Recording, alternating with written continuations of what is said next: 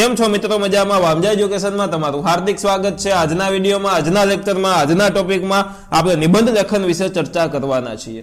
આજના નિબંધનો ટોપિક છે પરીક્ષાની આગલી રાત્રે।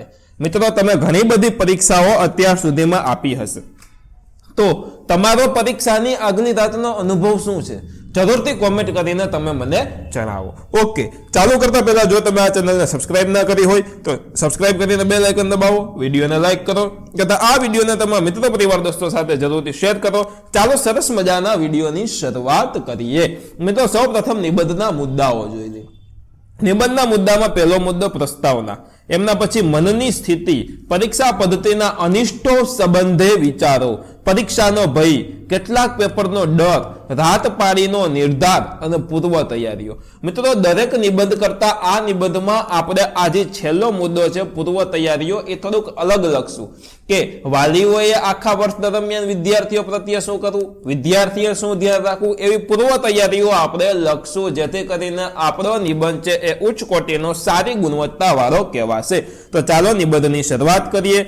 તો કે સમય બદલાયો છે, તે પ્રમાણે દરેકે પોતાના રસ અને રુચિ પ્રમાણેનું શિક્ષણ મેળવવું એ સમયની માંગ છે। મનુષ્યના જીવનનો સુવર્ણ યુગ એટલે વિદ્યાર્થી અવસ્થાનો સમયગાળો। વિદ્યાર્થી અવસ્થામાં ભવ્ય કારકિર્દી ઘડવાના સ્વપ્નો સાકાર કરવાના હોય છે। આ સમય દરમિયાન શરીરમાં ઉત્સાહ, તરવરાટ, તમન્ના, સ્ફૂર્તિ, શક્તિ અને પ્રબળ ઈચ્છા શક્તિ દરેક વિદ્યાર્થીઓમાં જોવા મળે છે। વિદ્યાર્થી જીવનમાં મિત્રો સાથેની દોસ્તી, સારા જીવનનો નિર્દોષ આનંદ, મસ્તીનો સુભગ સમન્વય સાંપડે છે। હરવા ફરવાની સ્વતંત્રતા, ઘરમાં વડીલોનો પ્રેમ, શાળામાં શિક્ષક સાથેની આત્મીયતા, મિત્રોની મુક્ત રંગત વગેરે વિદ્યાર્થીઓના આનંદમાં અનેરી રોનક બક્ષે છે। આવા સરસ મજાના દિવસોમાં વિદ્યાર્થીઓને સતત ડંખતો અને સતાવતો પ્રશ્ન હોય છે તેમની પરીક્ષા।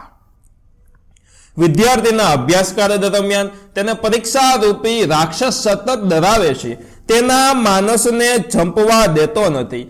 પરીક્ષા એ શબ્દો કાને પડતા જ વિદ્યાર્થીના મનમાં ભયની લાગણી જન્મે છે। શાળામાં પરીક્ષાની જાહેરાત કરવામાં આવે ત્યારથી વિદ્યાર્થીની ચિંતા શરૂ થાય છે। પરીક્ષા પૂરી થાય ત્યારે જ તે હતાશા અનુભવે છે, તે હાશ અનુભવે છે અને ઘણા વિદ્યાર્થીઓ પરીક્ષાના ડરથી ડિપ્રેશનનો ભોગ બને છે। તેનાથી ઘણા માનસિક રોગના પણ ભોગ બને છે। ક્યારેક તો પરીક્ષાના ડરથી વિદ્યાર્થી પોતાનો અભ્યાસ અધવચ્ચે છોડી દે છે। પરીક્ષાના દિવસો જેમ જેમ નજીક આવતા જાય છે તેમ તેમ વિદ્યાર્થીની માનસિક ચિંતા અનેક ગણી વધતી જાય છે। તેનાથી તેની યાદ શક્તિ પણ નબળી પડવા લાગે છે।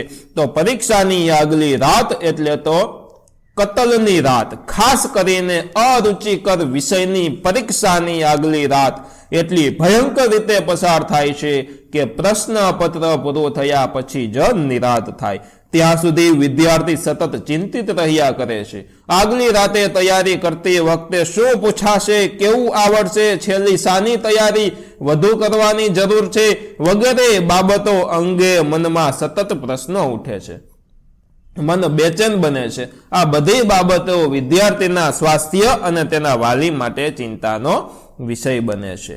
આ પરીક્ષાનો ડર દૂર કરવા વિદ્યાર્થી, વાલી અને સંસ્થા દ્વારા નીચેના પગલાં ભરવામાં આવે તો વિદ્યાર્થી ચોક્કસ પરીક્ષાના ડરમાંથી ઉગરી શકે। દરેક નિબંધ કરતા આ વસ્તુ આપણે અલગ કરીએ છીએ। વિદ્યાર્થીએ શું કરવું તે જોશું। તો વિદ્યાર્થીએ પરીક્ષાની જાહેરાત થાય ત્યારે જ તેની તૈયારીઓ કરવાને બદલે વર્ષની શરૂઆતથી જ વર્ગમાં ચાલતા પાઠ કે પ્રકરણની દરરોજ નિયમિત તૈયારી કરતા રહેવું। ન સમજાય તેવી બાબતો શાળામાં જે તે શિક્ષકને પૂછી અને સમજી લેવી। આપણે કહેતા હોય ને કે રોજનું રોજ કરવું। એમના પછી નિયમિત રીતે ચાલેલા અભ્યાસનું વાંચન કરી લેવું। બીજા દિવસે વર્ગમાં ચાલવાના પાઠ કે પ્રકરણને પણ વાંચી અને સમજીને જવું, જેથી અભ્યાસના સમયે ન સમજાય તો પ્રશ્ન પૂછી અને શિક્ષક પાસેથી માર્ગદર્શન મેળવી શકાય। એમના પછી જોઈએ તો પરીક્ષા એ વિદ્યાર્થી અવસ્થામાં અનિવાર્ય છે। તેનાથી ગભરાવા કરતા પૂરતી તૈયારીથી તેમનો સામનો કરવા પહેલેથી જ સજ્જ રહેવું, પરીક્ષાના દિવસો દરમિયાન દરરોજની જેમ જ વાંચવું, ઉજાગરા કરીને વાંચવું નહીં. જો ઉજાગરા કરો તો બીજા દિવસે નીંદર આવે. પરીક્ષાથી ડરવાની જરૂર નથી. શાળામાં શિક્ષકો તરફથી આપવામાં આવતી પરીક્ષા અંગેની સૂચનાઓ નિયમિત તૈયારી નહીં કરતા વિદ્યાર્થીઓ માટે છે, આપણા માટે નથી. હવે વાલીઓએ શું કરવું તેના વિશે હવે વાત કરીએ તો કે પોતાનું બાળક નિયમિત રીતે અભ્યાસ કરે તે માટે પહેલેથી ધ્યાન આપવું અને નિયમિત અભ્યાસ કરવાના ફાયદા વિદ્યાર્થીઓને એટલે કે તેમના છોકરાઓને સમજાવવા. એમના પછી પરીક્ષાના દિવસોમાં પોતાનું બાળક ખોટી ચિંતા ન કરે તેની કાળજી રાખવી, પોતાના બાળકની સંગત કેવી છે તે ખાસ જાણવું અને બાળકની સંગત ખરાબ હોય તો તેને સમજાવીને સંગત બદલવી. બાળક પરીક્ષાની શાંત ચિત્તે તૈયારી કરે તે જોવું. પોતાનું બાળક સારા ગુણ મેળવે તે અપેક્ષા હોય, પરંતુ તે બાબત પોતાના બાળક પર આટલા ટકા જ આવવા જોઈએ એવી જબરજસ્તી ન કરવી. હવે શાળાઓએ શું કરવું તેના વિશે વાત કરીએ તો કે વિદ્યાર્થીઓ નિયમિત અભ્યાસ કરતા થાય તેની સતત કાળજી રાખવી. વિદ્યાર્થી અને વાલીઓને પરીક્ષાની તૈયારી અંગે પહેલેથી જ માર્ગદર્શન આપવું. શાળા તરફથી પરીક્ષાને હાવ ઊભો ન કરવો. એમના પછી જોઈએ તો કે પરીક્ષાના સમયમાં જ તૈયારી કરવાના બદલે વિદ્યાર્થીઓને નિયમિત રોજે રોજનો અભ્યાસ કરતા થાય તેવી શું ટેવ પાડવી. વિદ્યાર્થીના વાલીને બોલાવી અને તેમને સૂચના આપવી કે વધારે ટકા મેળવવા માટે તેમના પાલ્ય પર ખોટું દબાણ કરી અને વધારે પડતી અપેક્ષાઓ ન રાખવી. સૂચન અને માર્ગદર્શન શાળા તરફથી આપવા.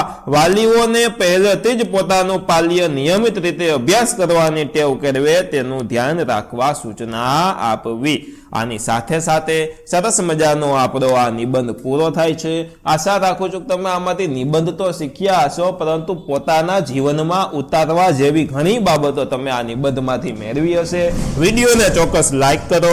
ચેનલને સબસ્ક્રાઇબ ના કરી હોય તો સબસ્ક્રાઇબ કરીને બેલ આઇકન દબાવો તથા આ વિડીયોને તમારા મિત્રો, પરિવાર, દોસ્તો સાથે જરૂરથી શેર કરો. ફરી મળશું એક સરસ મજાના નવા વિડીયો સાથે. ફરી પધારો. બાય. જય હિન્દ. વંદે માતરમ. આવજો. ધન્યવાદ.